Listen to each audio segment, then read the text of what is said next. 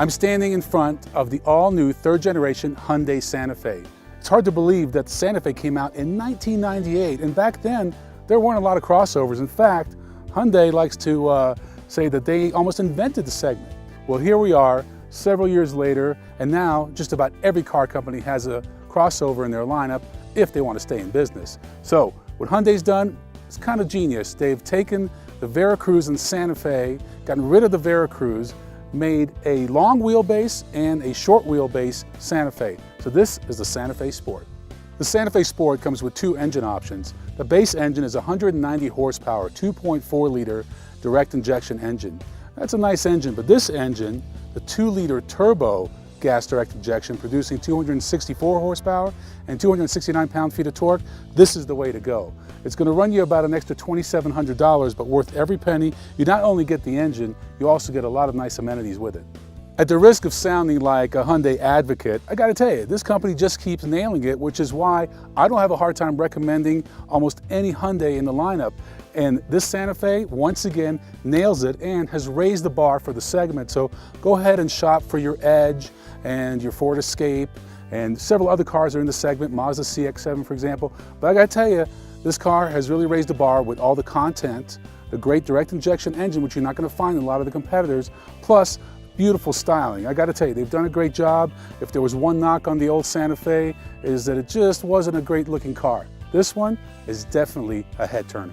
I don't have many complaints about the Santa Fe, but one of them is that I would love to see an automatic rear hatch, because you know, for a lot of people when they're carrying groceries, it's nice to just be able to push a button and have the tailgate lift up automatically. As you can see, a ton of cargo room. This is one area where Hyundai shines and is one of the leaders in this segment. Now, another thing that we found today on our ride is that the Santa Fe seems to suffer from some travel issues. You know, it's always a fine line between making a vehicle a little too sporty or a little too comfortable, and it seems to me like when you hit some bumps, you seem to have a little bit of extra travel. So it's something I highly recommend you do if you're considering the Santa Fe. Go drive it on some bumpy roads, see what it feels like. If it's okay for you, then no problem. I just want to point that out to you. Of all the improvements that Hyundai has made from the second generation Santa Fe to the third generation, it's the weight. They've actually reduced 266 pounds from the second generation to the third generation. That is a ton of weight, and they did that to get better fuel economy, 20 in the city, 27 on the highway. The Santa Fe Sport claims to be a 5-passenger crossover, and it is, but as you can see, with the front seat all the way back, there's literally zero room. Thank goodness for over 5 inches of seat travel, and now perhaps a vertically challenged adult could actually fit in here. But here's one thing we really do like.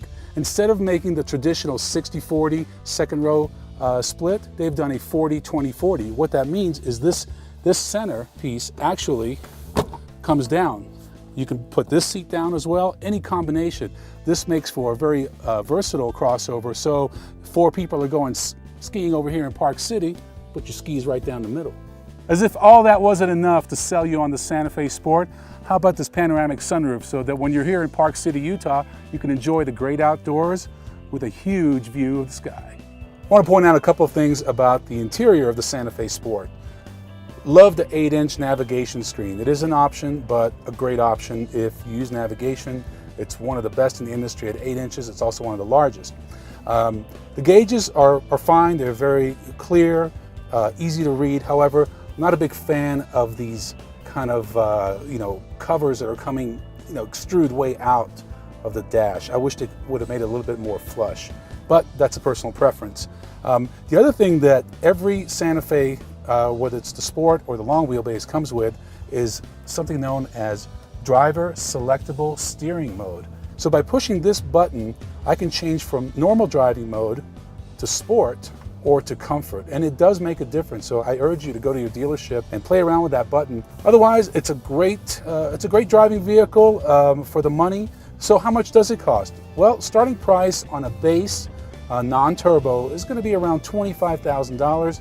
For the turbo, it's going to be starting at around $27,000, $27,500. They're all available in front-wheel drive or all-wheel drive.